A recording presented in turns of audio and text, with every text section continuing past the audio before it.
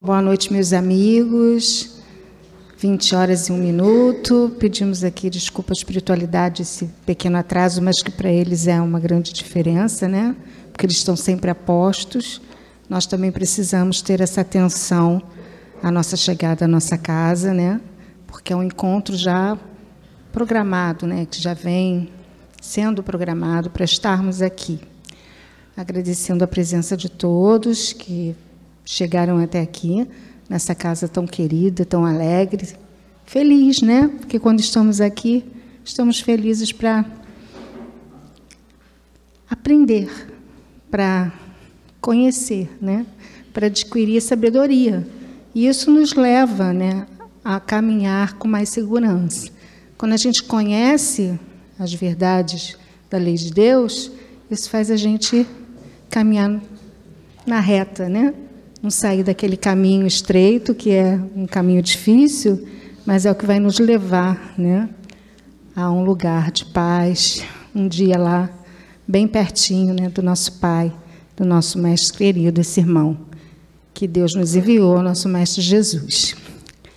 Então, eu vou começar com uma mensagem. Epa! 91. Eu acho que, como nada acontece por acaso, hoje a gente vai ter uma palestra, Amai os vossos inimigos, um tema bem delicado, que é sempre bom a gente voltar nesse tema, né? E quando eu abri aqui, Problemas do Amor, do livro Fonte Viva. Chico Xavier, pelo Espírito de Emmanuel. Então, tudo a ver, né? Problemas do amor. Amar os nossos inimigos, eita, às vezes não é muito fácil. Então, vamos lá. Que vosso amor cresça cada vez mais no pleno caminho e em todo o discernimento. Paulo, Filipenses 1:9. O amor é a força divina do universo. É imprescindível, porém, muita vigilância para que não a desviemos na justa aplicação. Quando um homem se devota de maneira absoluta aos seus cofres perecíveis, essa energia no coração dele denomina-se avareza. Todo mundo sabe aqui o que é avareza, né? É quando você fica apegado ao dinheiro, né? E não quer dividir com ninguém. Quando se atormenta de modo exclusivo pela defesa do que possui, julgando-se o centro da vida no lugar em que se encontra, essa mesma força converte-se nele em egoísmo. Quando só vê motivos para louvar o que representa, o que sente e o que faz, com o manifesto desrespeito pelos valores alheios, o sentimento que predomina em sua órbita chama-se inveja. Então, aqui essa primeira paginazinha, né, vem falando de não virtudes, né, de valores que a gente não deve realmente conservar.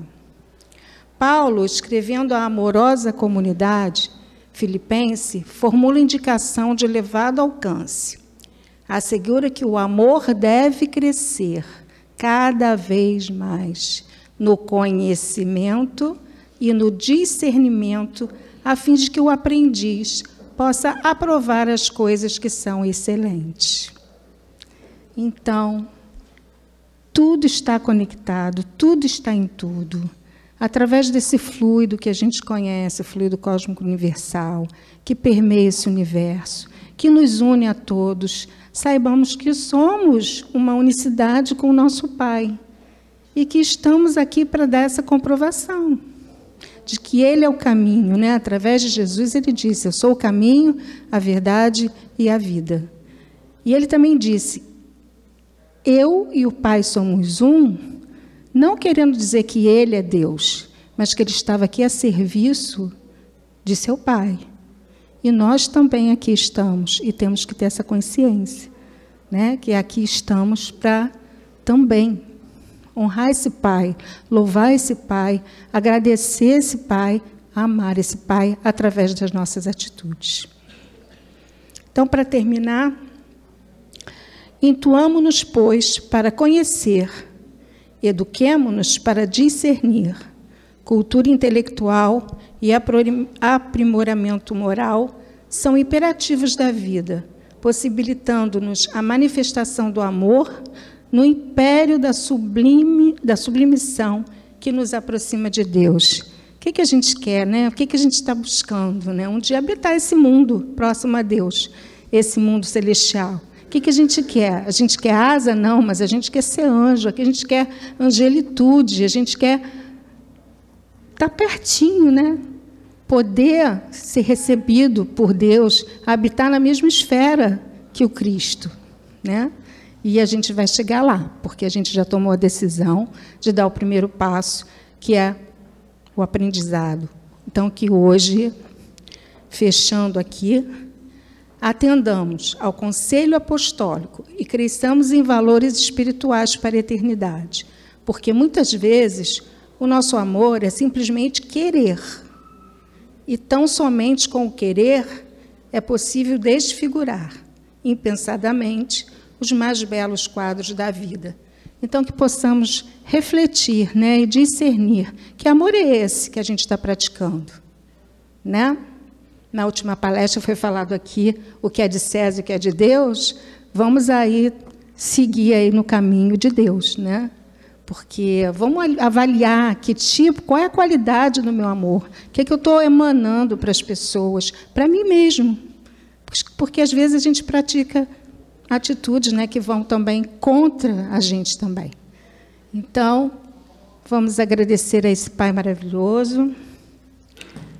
Eu chamo aqui o nosso palestrante, senhor Fabrício Langoni, é com muito prazer, agradecendo a espiritualidade amiga que o abençoe nesse ensinamento, nesse grande ensinamento, uma mensagem tão bonita, né? Que a gente possa aprender com ele.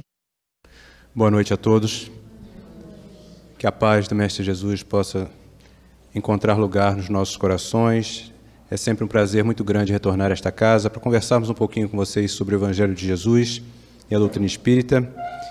E, como sempre, rogamos a espiritualidade amiga que dirige os trabalhos que possa suprir as nossas grandes dificuldades e deficiências, a fim de que tudo corra como eles têm planejado. O tema que foi pedido que nós conversássemos com vocês na noite de hoje está no capítulo 12, itens 1 a 8 de O Evangelho segundo o Espiritismo.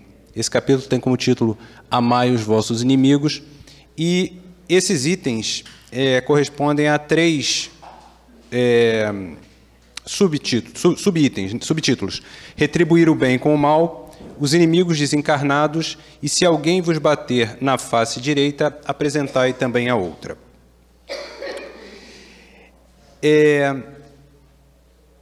No Evangelho segundo Mateus, no capítulo 5, 6 e 7, Jesus vem trazendo talvez a mais sublime das suas orientações, que é o Sermão da Montanha. Mateus abre esse capítulo 5 falando das bem-aventuranças. Depois das bem-aventuranças, Jesus nos conclama a sermos o sal da terra, a sermos a luz do mundo, a fazermos a diferença nos ambientes em que nos encontrarmos, a sermos os transformadores da terra em um ambiente melhor que desejamos. E depois disso, Jesus diz que não vem destruir a lei, mas cumpri-la, ou em algumas outras traduções, complementá-la. E depois de dizer que ele veio complementar a lei antiga, a lei mosaica, Jesus, por 6 vezes, vai dizer àqueles que o escutavam: vocês aprenderam isso e isso e isso na lei mosaica. Eu, porém, vos digo. Ou seja, ele vem justamente fazer aquilo que ele tinha anunciado antes: completar a lei, esclarecer aquilo que aquelas pessoas não estavam fazendo corretamente. E quando ele vem com essa expressão, eu, porém, vos digo, nós podemos esperar um desafio para o nosso comportamento. Aprendemos isso, isso e isso, mas a proposta do Cristo é diferente. Ele começa essa questão do amar os inimigos dizendo assim: aprendestes que foi dito, amareis o vosso próximo e odiareis os vossos inimigos. Eu, porém, vos digo.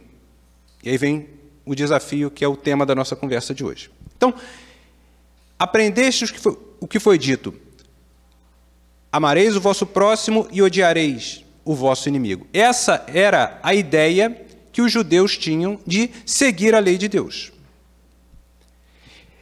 Eles não tinham a noção e a obrigação do amor irrestrito.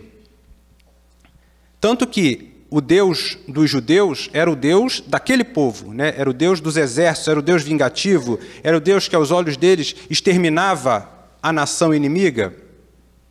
Não era um Deus que era pai de toda a humanidade. E por ele não ser pai de toda a humanidade, eles aceitavam ou entendiam que poderia haver divisões entre os homens, os mais favorecidos e os menos favorecidos. E a obrigação que eles entendiam ter do amor era o amor ao próximo mais próximo. O próximo do judeu não era o próximo trazido por Jesus, do amar ao próximo como a si mesmo. Não por outra razão, né, quando perguntado certa vez, né, qual o maior dos mandamentos, Jesus se dirigiu para um doutor da lei que lhe indagava e disse a ele: o que está escrito na lei? E o doutor da lei fala para ele: amarás ao Senhor teu Deus de todo o teu coração, de toda a tua alma, de todo o teu entendimento, e amarás o teu próximo como a ti mesmo. Síntese que Jesus já tinha feito anteriormente, retirada do Antigo Testamento. Então, esse amar a Deus e amar ao próximo era uma lei que estava lá no Velho Testamento. Jesus diz: então vai e faça isso, e você conseguirá a felicidade. Aí o doutor da lei pergunta para ele: mas quem é o meu próximo? Justamente porque para ele o próximo não era todo mundo. Havia uma diferença ou um entendimento de a quem você deveria, para quem você deveria exercitar esse sentimento do amor. E embora Jesus, há 2000 anos, tenha alargado essa percepção do amor ao próximo como um amor à humanidade, ter trazido para nós a ideia de um Deus não vingativo, não um Senhor dos exércitos, não um Senhor de uma nação, mas um Deus que é Pai de todos, que por isso deveríamos ser irmãos de verdade.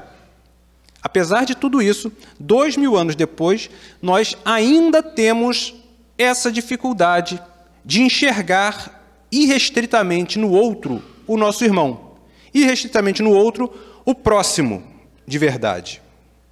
E talvez seja essa a grande dificuldade que nós temos como sociedade de transformação do mundo em que vivemos. Nós vivemos em um mundo em que não conseguimos de verdade olhar para o outro e enxergar o próximo, enxergar um irmão nosso. Isso não é por acaso.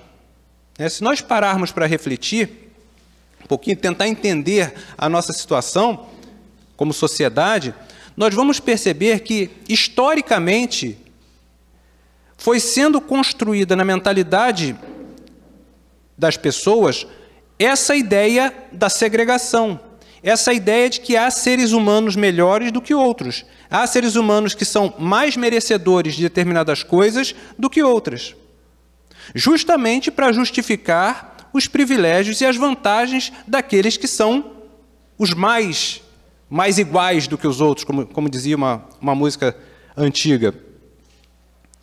E esse processo de segregação, de divisão, passa, muitas vezes, primeiro, pela desumanização do outro ou de um determinado grupo. Isso é até muito comum, né, quando nós começamos a caracterizar determinados segmentos da sociedade, até a animalizar, né, são monstros, são bestas, são animais.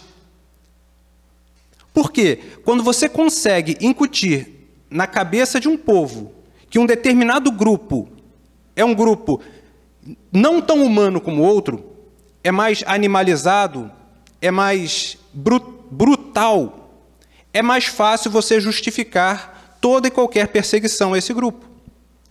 Nós não precisamos voltar muito tempo. No século passado, nós vivenciamos uma experiência terrível com isso na Alemanha nazista, quando, aos poucos, aquela sociedade foi sendo propagandeada a associação entre os judeus e os ratos. Os judeus eram sistematicamente vistos e tratados como ratos. Quando essa ideia entrou, direto ou indiretamente, no subconsciente daquela população, ficou muito mais fácil para quem desejava o extermínio dos judeus assim proceder. Porque para os outros eles não estavam matando homens, eles estavam exterminando ratos. Estavam exterminando uma sub-raça.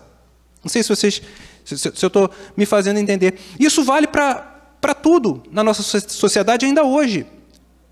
Quando nós aceitamos que existem classes diferentes de pessoas, classes diferentes, o mais próximo e o menos próximo.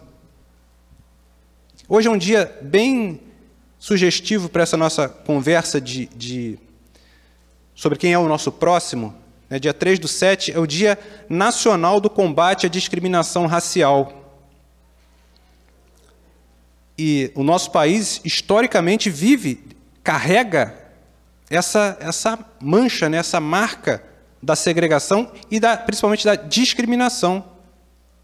Nós só aceitamos que determinada parcela, ironicamente, a maior parcela da nossa sociedade seja discriminada, porque boa parte de nós ainda se acha superior a essa parte. Esse ano ainda, acho que foi esse ano, um político aqui do Brasil acusado de corrupção, branco, de olhos claros, foi perguntado a um amigo dele, um outro político, também branco, o que ele achava daquela acusação. E esse outro disse, não, ele é inocente, ele não tem cara de ladrão. Como assim? É uma pergunta que, por mais estranha que ela pareça, se nós formos honestos conosco mesmo, num determinado nível do nosso subconsciente, nós vamos chegar à conclusão que nós ainda achamos que determinadas pessoas não têm cara de ladrão. O que quer dizer, a contrário senso, que existem pessoas que têm cara de ladrão. E que pessoas são essas? Justamente as que sofrem preconceito. Se existem pessoas que têm cara de ladrão, possivelmente são ladrões e, por isso, se justificam medidas mais duras, mais drásticas contra elas. Outro dia, também, acho que esse ano, mais tardar no fim do ano passado, estava circulando um vídeo de uma palestra de alguém que veio, salvo engano, dos Estados Unidos, pregar numa igreja, e a palestra era com tradução simultânea, e o pastor dizia, porque existe um lugar no inferno para todo mundo para todas as lésbicas, para todos os gays, para toda a sociedade LGBT. Ora, mas isso é direito da opinião. Não, não é direito de opinião. Cada vez que você, pelo seu discurso, incita a divisão, incita, em última análise, o ódio a um determinado grupo, você abre espaço para a perseguição desse grupo. Na cabeça dos menos avisados, se você diz que existe um lugar no inferno para determinada classe de pessoas, é justificável que essas pessoas sejam exterminadas. O que elas vão fazer aqui? Só vão fazer o mal. Existe um lugar no inferno para elas. Não por outra razão, o Brasil é também líder mundial de assassinatos de pessoas LGBTQIA+. Porque ainda não enxergamos no outro esse irmão de verdade, esse próximo de verdade. E a outra característica muito comum que se usa para se afastar um grupo do outro, diferenciando quem é próximo de quem é distante, é o medo. É você classificar um determinado grupo como perigoso, como ameaçador, à sua segurança e ao seu conforto. Também para justificar toda a série de divisão, de discriminação e de preconceito. Então, nós, como cristãos, precisamos estar focados também nisso. A proposta do Cristo não é mais a do próximo daquele meu mundinho. Ao contrário, né? Ela abre, ou deveria abrir os nossos olhos para uma generalização. Olharmos os outros como irmãos de verdade no exercício da fraternidade. Então, agora, indo já para a segunda frase da nossa conversa. Amarás o teu próximo e amareis o vosso próximo e odiareis os vossos inimigos. Eu, porém, vos digo, amai os vossos inimigos, fazei o bem aos que vos odeiam e orai pelos que vos perseguem e caluniam. Vejam bem, então, Jesus, certamente conhecendo as limitações e as dificuldades daquele povo há 2000 anos, sabia que eles teriam grandes problemas em aceitar de imediato que todos os outros fossem considerados próximos deles. Então, ele vem dizendo, ainda que vocês não consigam enxergar no outro o seu próximo, que é a meta de todos nós, a nossa meta é um dia não termos inimigos. Certamente Jesus transitou aqui na terra sem enxergar em ninguém um inimigo seu. Ele já tinha esse amor suficientemente desenvolvido dentro de si. Mas, sabendo da nossa dificuldade, sabendo da nossa limitação em enxergar a humanidade inteira como uma só família, enxergar no outro o próximo de verdade, ele diz, ainda assim, ainda que vocês façam essa divisão entre os que vocês consideram próximos e os seus inimigos, e que tenha sido ensinado que vocês precisam amar só a esses mais próximos, eu, porém, vos digo, amem os seus inimigos. E essa é, muito provavelmente, a mais radical e mais difícil das propostas do Cristo. Por quê?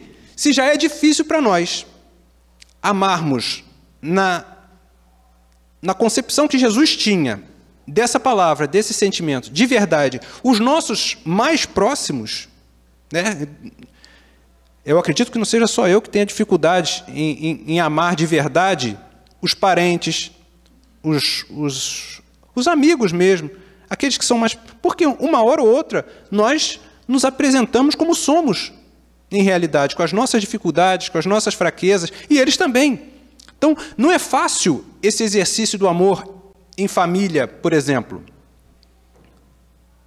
com companheiros que inegavelmente nós amamos, que dirá com os inimigos.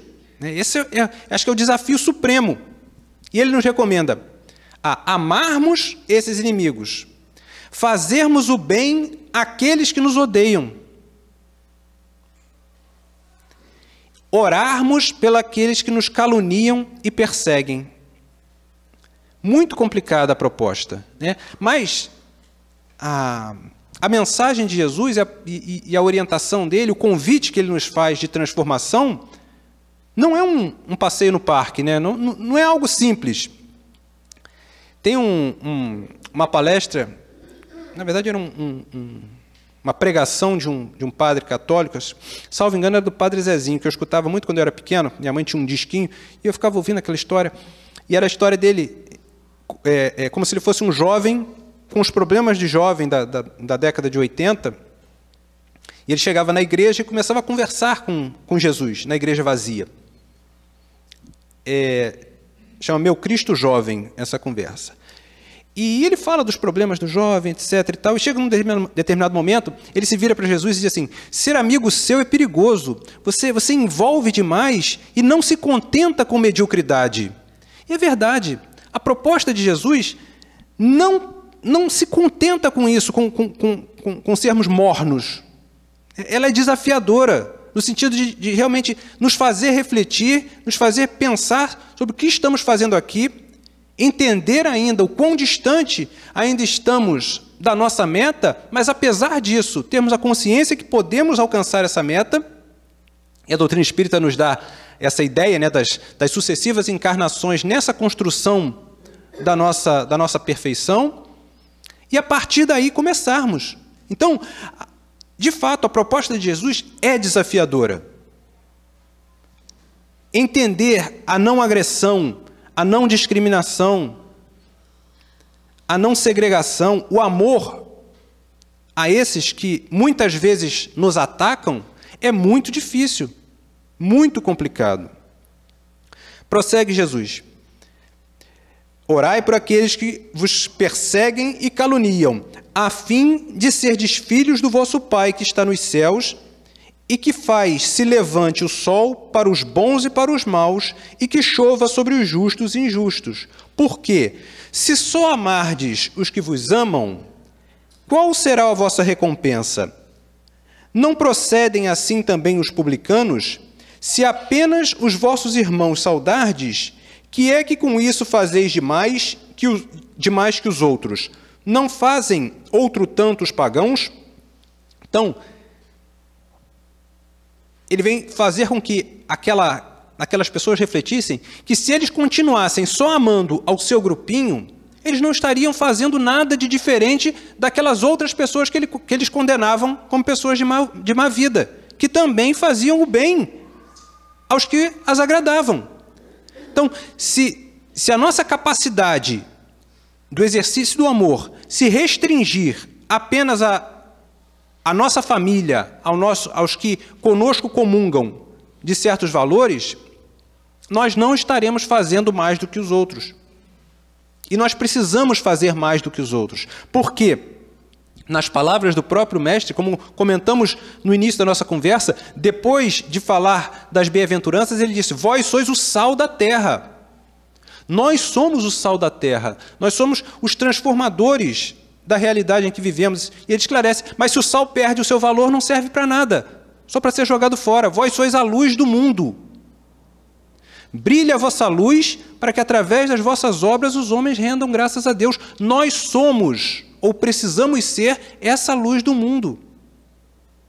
Nós precisamos agir diferente, entendendo as nossas limitações, entendendo que o mundo lá fora tem outros valores, tem outra visão do que é importante, entendendo que muitas vezes não seremos reconhecidos na nossa proposta, muitas vezes andaremos sozinhos nesse caminho, mas precisamos fazer diferente. Nós somos a luz do mundo.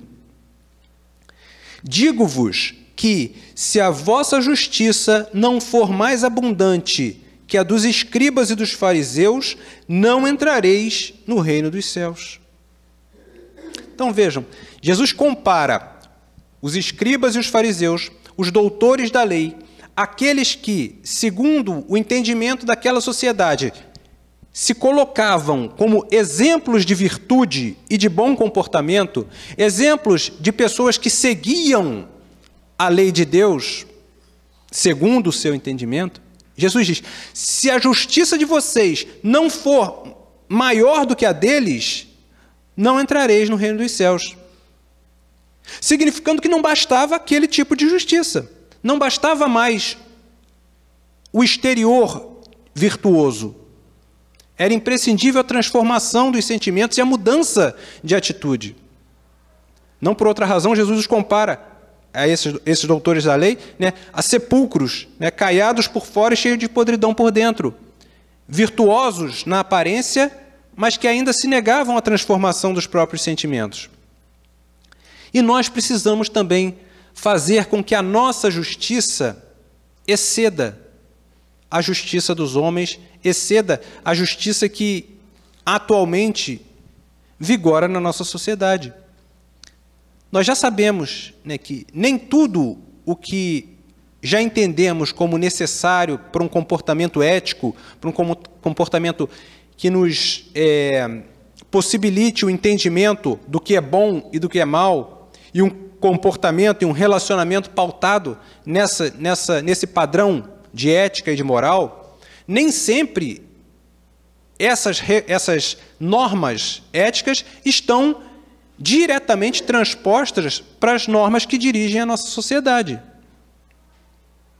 Então, o nosso comportamento precisa ir além do que simplesmente seja legal ou justo, materialmente falando. Nós precisamos buscar associar a nossa relação com o outro nos preceitos da lei de Deus, nos preceitos da lei de amor, de fraternidade, de caridade. Porque, de novo, se a nossa justiça não exceder a justiça dos homens, a justiça dos poderosos, dos fariseus e dos escribas, não vai adiantar também de nada. E nós já temos o entendimento suficiente para começar a agir diferente. Nós já sabemos que não basta apenas o exterior da virtude.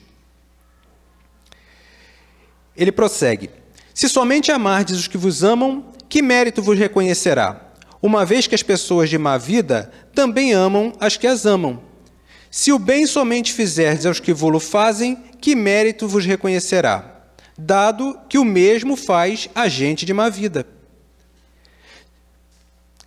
Pelo que vos toca, amai os vossos inimigos, fazei bem a todos e auxiliai sem esperar coisa alguma. Então, amar o inimigo, amar aquele que nos agride, que nos fere, que nos persegue, fazer o bem a todos, indistintamente. Tem uma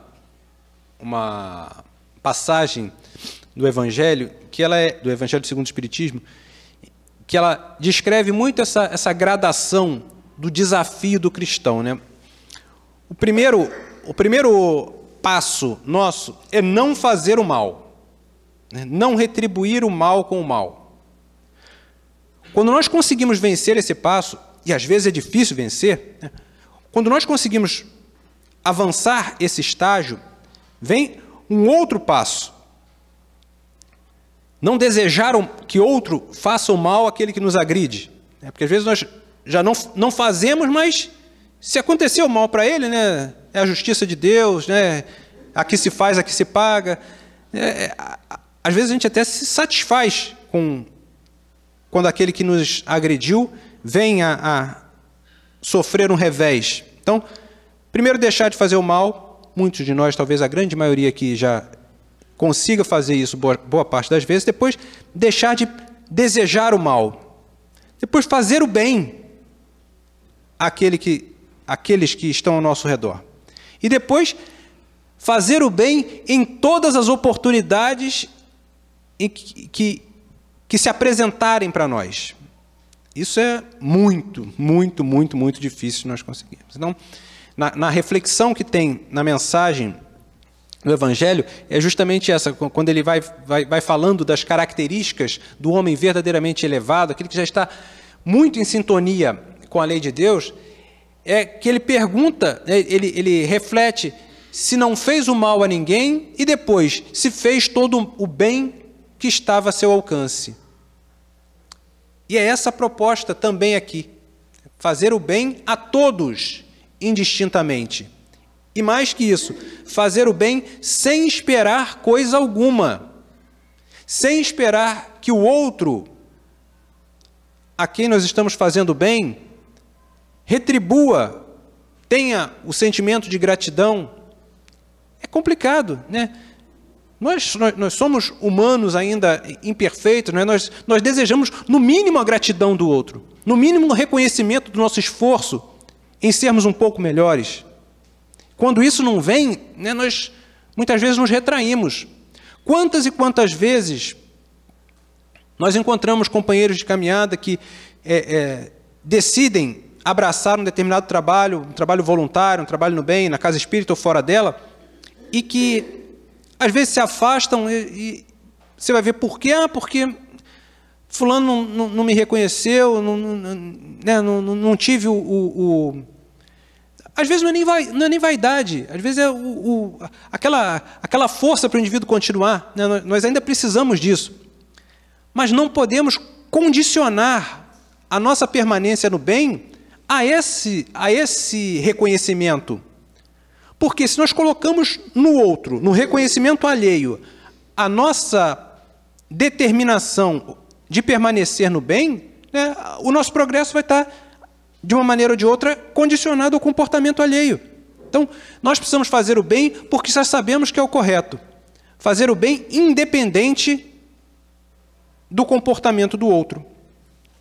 E aí Kardec, analisando essa proposta radical, difícil, complicada de Jesus, do amor ao inimigo, ele vem nos esclarecendo que é claro que Jesus não esperava e não espera, no grau evolutivo que nós estamos, que nós tenhamos com aqueles que nos agridem, o mesmo sentimento que nós temos com os nossos entes mais queridos. Para espíritos como nós, ainda com grande dificuldade no exercício do amor, é praticamente impossível nós olharmos com o mesmo sentimento para o agressor e para o nosso próximo, aquele mais próximo mesmo. Kardec nos diz que não há ternura quando existe a desconfiança, quando existe o receio de ser agredido. Então, não era essa a ideia de Jesus. Jesus não espera que nós, atualmente, amemos plenamente, como Ele nos amou, ou, ainda menos do que isso, amemos como nós conseguimos amar os nossos entes queridos, aqueles que nos agridem. Não é isso que Ele espera de nós. Mas Ele espera que nós tenhamos alguns comportamentos que comecem a nos aproximar desse sentimento de amor. E que sentimentos são esses? Já tangenciamos isso quando falamos da gradação do nosso comportamento ante o nosso irmão. Primeiro, o não exercício da vingança. Não retribuirmos o mal com o mal. Já é o primeiro passo. Segundo, o exercício do perdão. Sabermos, ainda que o outro nos cause repulsa pela sua atitude, ainda que nós não queiramos vê-lo nem pintado de ouro na nossa frente, que nós nos esforcemos por exercitar o perdão, entender a limitação do outro. Lá, na questão 886 do Livro dos Espíritos, quando eles nos dizem como poderia ser entendida a caridade segundo as lições de Jesus, olha lá, a benevolência, a indulgência e o perdão das ofensas. Esses três comportamentos, essas três atitudes, nos conduzem ao exercício do amor, ao exercício da caridade, segundo entendia Jesus. Então, o perdão é uma das faces do amor. E ele passa pela indulgência, né? Passa pelo reconhecimento das limitações do outro, pelo reconhecimento que o outro, o agressor, o inimigo, entre aspas, se nós ainda considerarmos alguém como nosso inimigo, esse inimigo é alguém que ainda não compreendeu a lei de Deus na sua essência. Porque, se assim tivesse feito, não teria nos agredido. É alguém que é digno da nossa indulgência. Alguém que é digno do nosso perdão. Nós precisamos desculpar até para sermos desculpados. Quando Jesus diz, né, bem-aventurados os misericordiosos, porque encontrarão misericórdia. Se nós, ainda imperfeitos, também nos equivocamos, também agredimos, também ferimos, e quando paramos para pensar, desejamos uma oportunidade de fazer diferente, desejamos a chance de construir um futuro melhor, não colhendo os frutos dos nossos equívocos, mas tentando plantar algo de produtivo, e nós conseguimos isso, né, através das sucessivas encarnações, através das mais variadas oportunidades que temos de escolher melhor a cada dia. Se desejamos isso, é imprescindível que também possamos dar àqueles que nos agridem também essa oportunidade. E se perdoar uma vez já é difícil, né, que dirá perdoar sucessivas vezes, né? Sempre nos vem à mente o diálogo de Jesus com Pedro, né, que ele se vira para o mestre, certamente falando de um número alto, né, e pergunta, Senhor, quantas vezes devo perdoar o meu irmão que agir contra mim? Até 7 vezes? 7 vezes é coisa pra caramba, né? Às vezes a gente não perdoa nenhuma, né? Ou perdoa uma, na segunda diz, ó, é a tua última chance, né? até 7 vezes.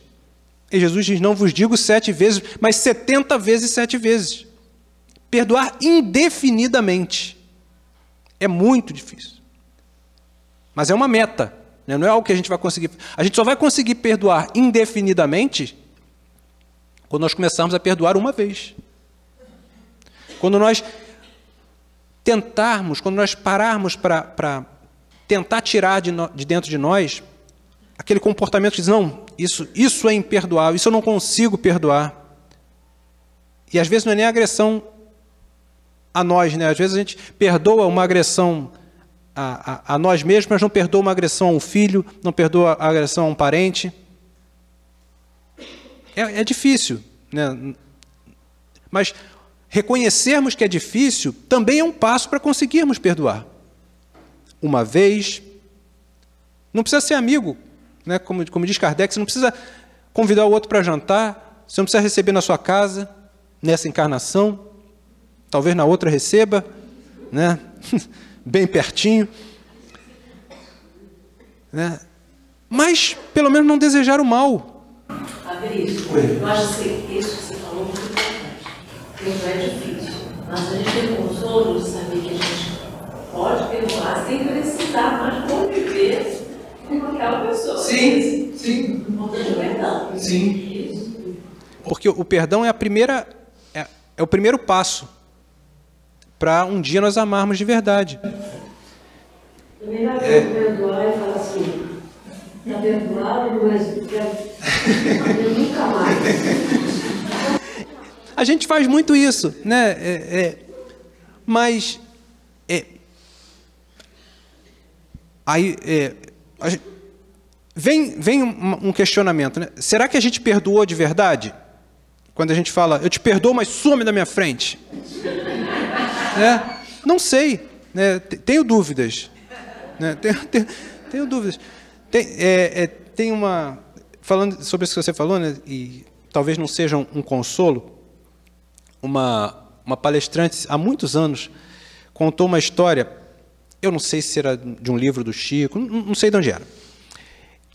Ela dizia que alguém tinha encarnado e casado com um marido muito difícil, né? Passou uma vida de renúncia, de dificuldades e tal. E aí não estou advogando aqui que ninguém passe uma vida submetida à agressão nem nada disso, né? Aquela ideia tem até um capítulo no Evangelho segundo o Espiritismo que discute essa questão de indissolubilidade do casamento, etc. Não é o alvo da nossa conversa de hoje, mas deixando claro que eu não estou advogando que ninguém precise se submeter a sofrimento e a agressão porque acha que assim deve ser. Fechou o parênteses, voltando para cá.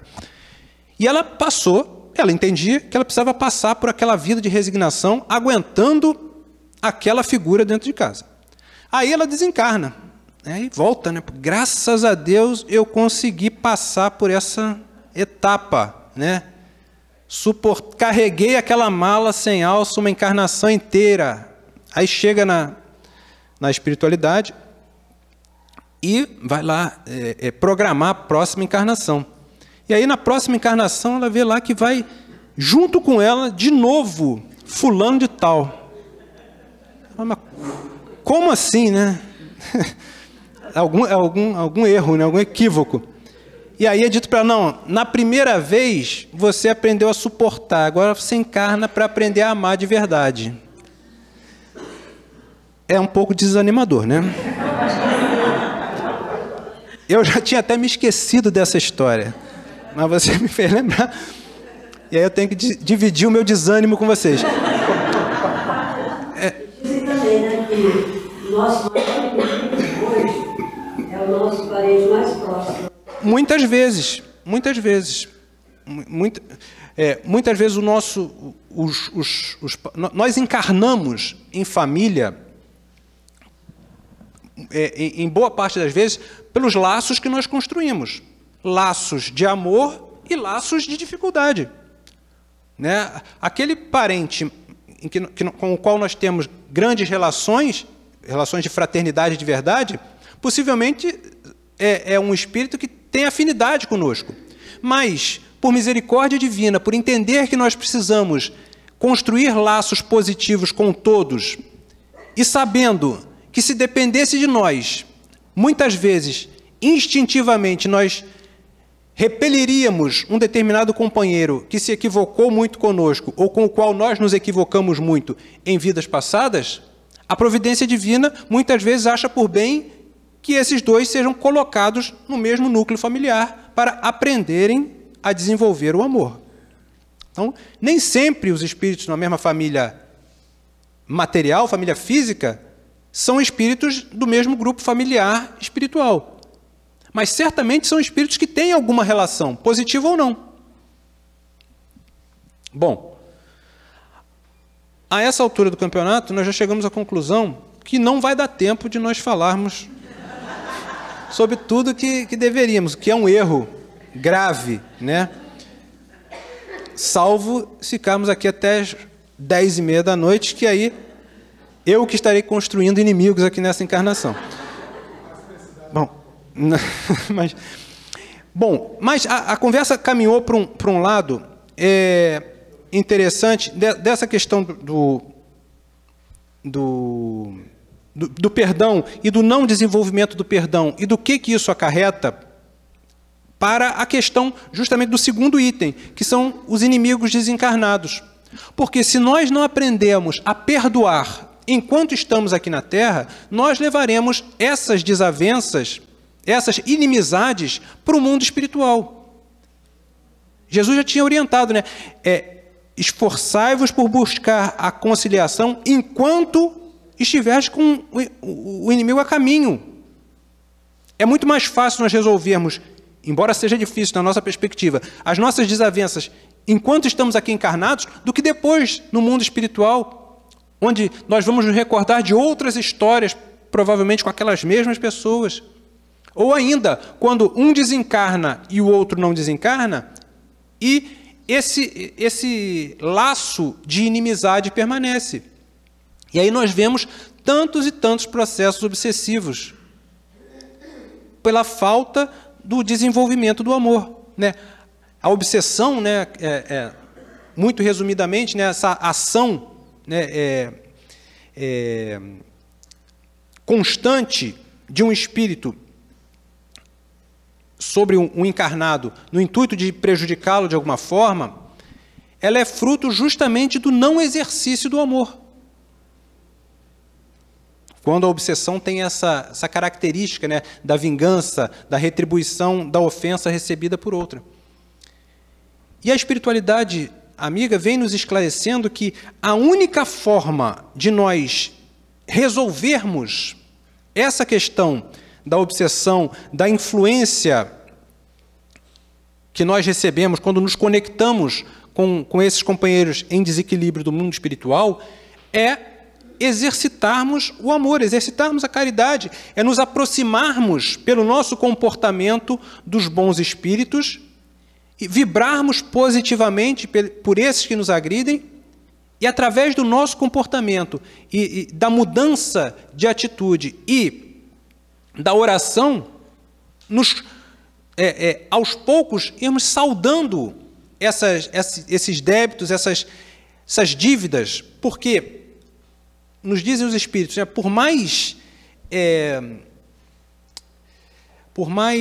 endurecido que seja o espírito que, nesse momento, se encontre na posição de agressor, de perseguidor, ele vai ser sempre tocado pela nossa mudança de comportamento, pelo exercício de amor, embora o resultado nem sempre ocorra de forma imediata.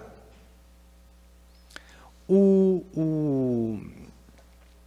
livro Garimpo de Amor, salvo engano, Garimpo de Amor, tem uma frase do Gandhi que diz assim: por mais duro que alguém seja, sempre derreterá ao fogo do amor. Se não derreter, é porque o fogo ainda não foi forte o suficiente. Então, ele coloca também como nossa responsabilidade, no exercício do amor, a possibilidade de dissolver a dureza do coração alheio.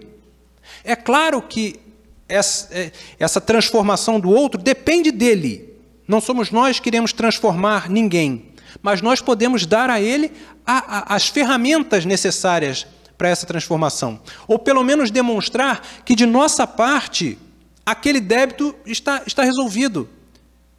Porque se as partes, ou se pelo menos uma das partes, não desperta para a realidade de que a retribuição do mal com o mal só gera mais mal, é um processo que potencializa a violência. Eu sou agredido e aí eu me sinto injustiçado, não consigo perdoar e vou agredir o meu agressor. E ele passa a ser vítima da minha agressão. E ele também não perdoa. E aí, né, a literatura espírita é farta, nesses exemplos, de grupos que, por séculos ou por milênios, encarnam e desencarnam carregando esse ciclo de desamor, que só é solucionado quando uma das partes resolve optar pelo perdão, pela não agressão. E aí é interessante, né, como é que o amor é transformador. Embora ele não consiga de imediato transformar o outro, mesmo lançando a semente que um dia florescerá, quando o amor realmente é exercitado, aquele que assim faz se transforma. E quando ele se transforma, ele se coloca numa posição espiritual que inviabiliza o ataque do agressor. Porque quando ele exercita o amor, às vezes não é nem o amor diretamente àquele que o agrediu, mas o amor a outros que precisam, ele se coloca numa posição de merecedor da acolhida. Se não fosse assim, né, esses grandes vultos que passaram aqui pela Terra, fazendo bem, semeando bem, que certamente geravam, né, uma animosidade dos espíritos mais inferiores, seriam constantemente atacados e agredidos impiedosamente. Não são por quê? Porque eles já conquistaram um status de proteção mesmo, de não permitirem essa sintonia, né? Se a obsessão é sintonia, e se eu não me ligo com o meu sentimento ao agressor, eu não sou agredido. Então, ainda que por uma questão não vou dizer egoística, né, mas de benefício próprio, que nós possamos também exercitar o perdão, porque só assim nós estaremos de verdade caminhando para essa situação de evitar essa ida e vinda de um contato menos saudável para nós, muitas vezes com a espiritualidade, porque nós estamos cercados, né, mergulhados no mundo espiritual. Não existe um mundo espiritual no céu e a gente aqui encarnado, né? Nós estamos cercados por espíritos como nós, imperfeitos, alguns que já desejam o bem e outros que têm outras preferências. E somos nós que decidimos com quem nós vamos sintonizar, a quem vamos nos ligar. E aí, encerrando a nossa conversa, no item 7 e 8, ele também vem dizendo: aprendestes o que foi dito, olho por olho, dente por dente. Eu, porém, vos digo, não resistais ao mal que vos queiram fazer, que se alguém lhe bater a face direita, lhes apresenteis também a outra. E aí, é claro que também Jesus não estava dizendo aqui para nós, ainda mais no mundo de hoje, que se a gente fosse sair daí à rua, sendo passado para trás e achando engraçado e que todo mundo podia fazer gato e sapato da gente. É claro que não é isso. É claro que Jesus sabia das dificuldades e dos desafios do contato daquele que deseja a transformação com um mundo ainda violento, ainda de opiniões antagônicas às suas verdades. Mas o que ele quer dizer para nós é que é preciso muita coragem para suportarmos um insulto sem retribuir. Esse é o oferecer a outra face, é não nos vingarmos, é sermos suficientemente fortes para dizer que já estamos em condições de superar essa agressão sem a retribuição na mesma moeda.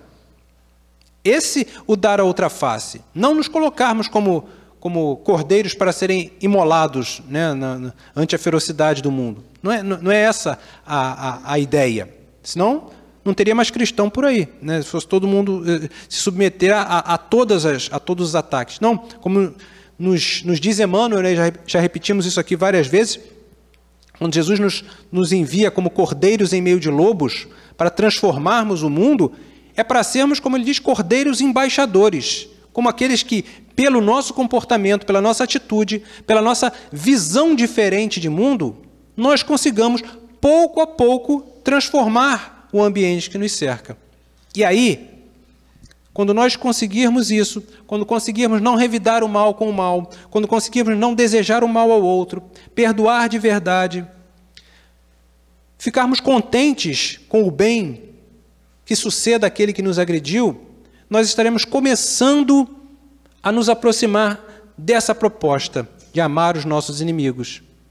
E daqui a algumas ou muitas encarnações, nós conseguiremos de verdade olhar para todos os agressores, né, e na última mensagem, na última lição, como na última lição que Jesus nos deixou, né, diante de toda a agressão sofrida na crucificação, depois de ter passado por aquilo que era o processo ao qual se submetiam os marginais, aqueles que eram considerados os mais desviados da lei. A crucificação era o maior dos castigos, o mais vergonhoso dos castigos, sem culpa nenhuma. Depois de ter passado por todo o martírio, Jesus eleva o pensamento aos céus e diz: Pai, perdoa-lhes porque eles não sabem o que fazem. Quando nós tivermos essa percepção de que todo agressor de fato não sabe o que faz, nós vamos de verdade amar esses que os outros consideram inimigos, mas que na verdade não mais serão. Que Jesus nos abençoe a todos. Muito obrigado pela atenção e, salvo alguma convocação extraordinária, até o ano que vem. Bem, meus amigos, hoje mais uma palestra, né, que o nosso irmão Fabrício veio nos esclarecer, relembrar, que na verdade nós já sabemos disso há muito tempo, mas precisamos tomar atitudes, né, renovadoras na nossa vida, e isso aí é uma base muito importante para a nossa paz, né? Então, que tudo isso que nós escutamos hoje aqui possa fazer parte da nossa atitude no dia a dia, da nossa palavra, do nosso sentimento. Isso é profilaxia para muitas doenças físicas e espirituais. Então é uma coisa muito séria, né? Quando Jesus falou sobre isso, ele estava falando de uma coisa extremamente importante para a nossa vida. Então precisamos limpar o nosso coração e a nossa mente, jogar o lixo para fora, né? Para que a saúde física e mental seja preservada, ok?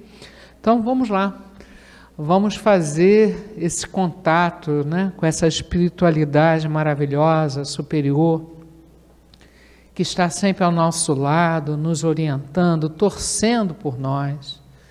Então, quando nós unimos os nossos corações, a nossa mente em oração, é uma potência energética maravilhosa que nós não temos noção do alcance. E vamos fazer isso para homenagear, para levar o nosso carinho aos nossos entes queridos que estão hoje vivos em algum lugar no espaço, em alguma casa na morada do nosso Pai. Eles estão vivos, continuam com certeza pensando em nós, mandando vibração carinhosa. Quando possível, eles vêm até nós e matam a saudade, porque a vida continua, né?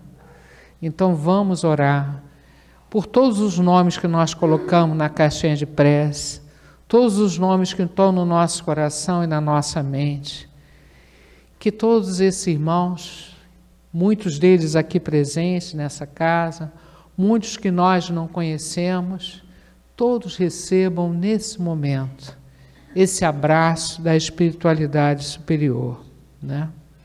Então eu quero pedir ao Pai, Pai nosso, que estás no céu, santificado seja o vosso nome, venha a nós o vosso reino, seja feita a vossa vontade, assim na terra como no céu.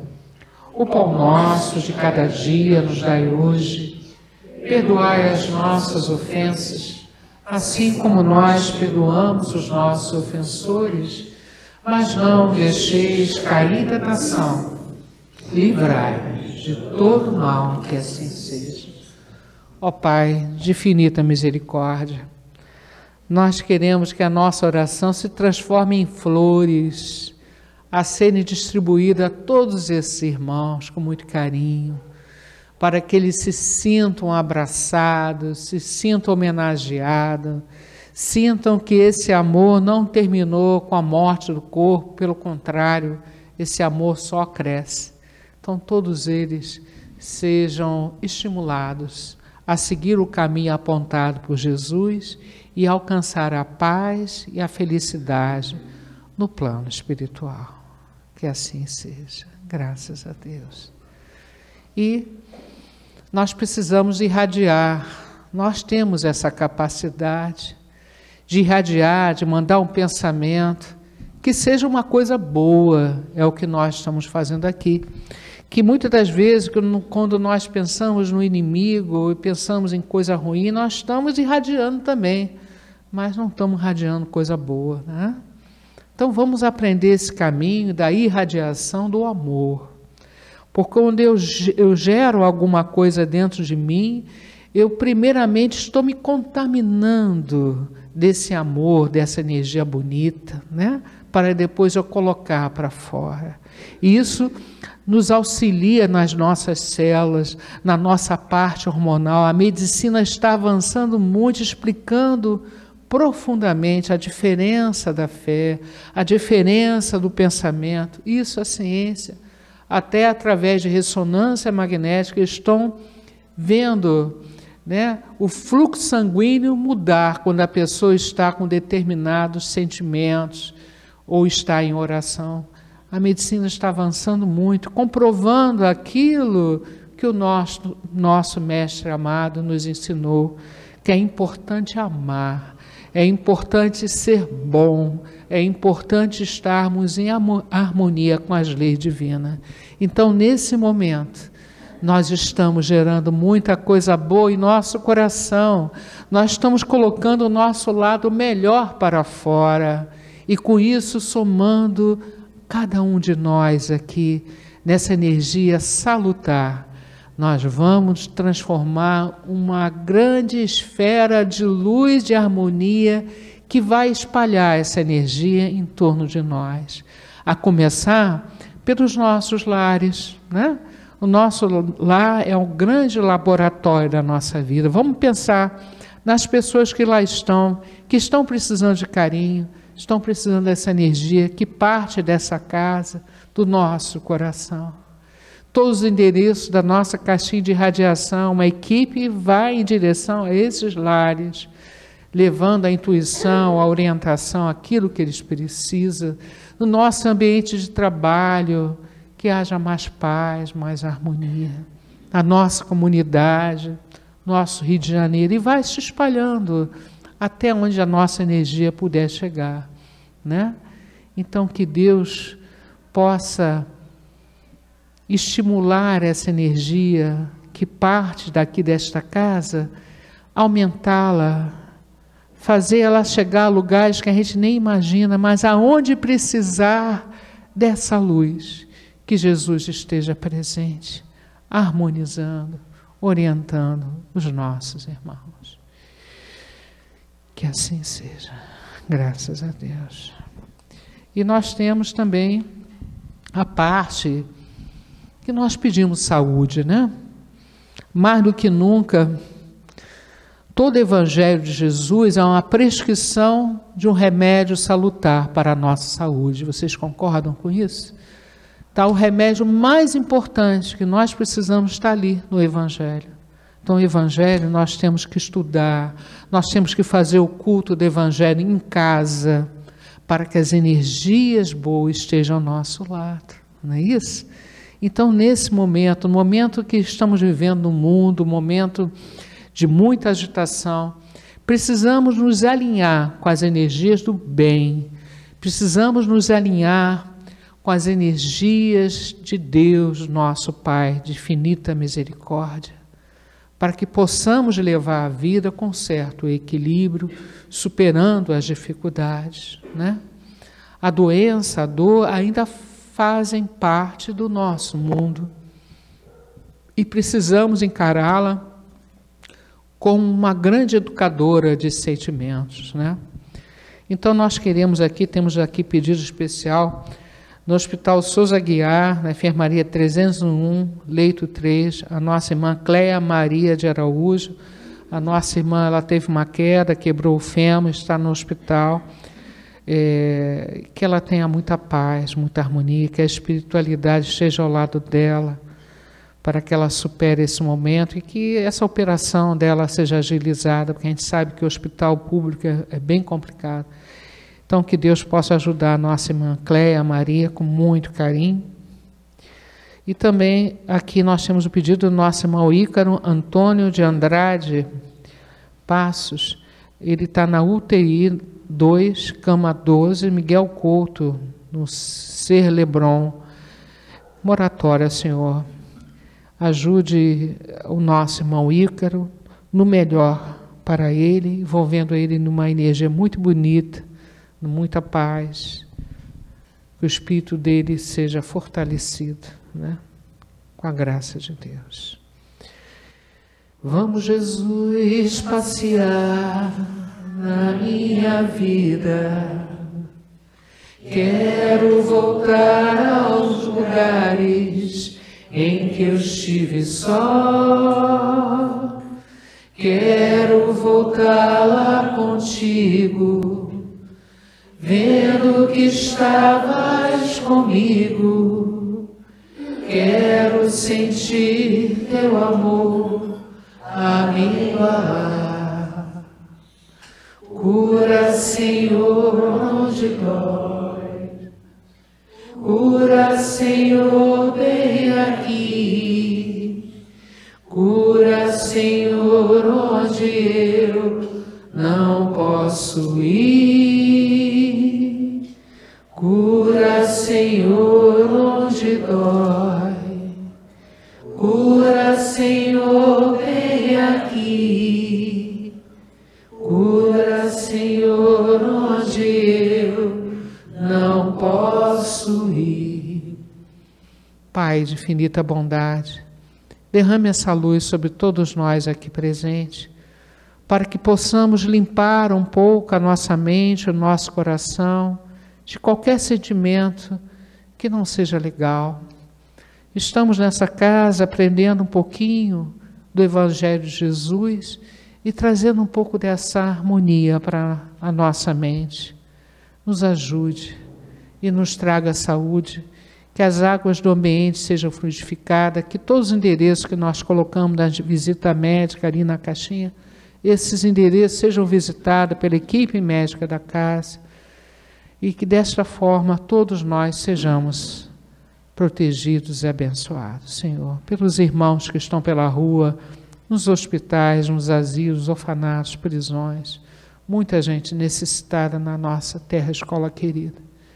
Que Deus abençoe a todos. Graças a Deus. E vamos receber mais um carinho do plano espiritual no nosso passe, né? O passe coletivo. Vamos lá.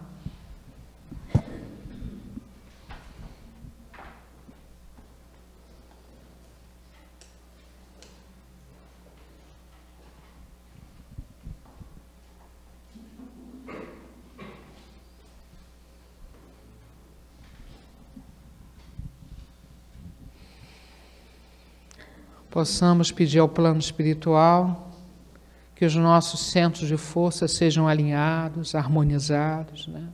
Possamos receber uma dose extra de energia bonita, que vai pouco a pouco nos harmonizar, nos curar, né?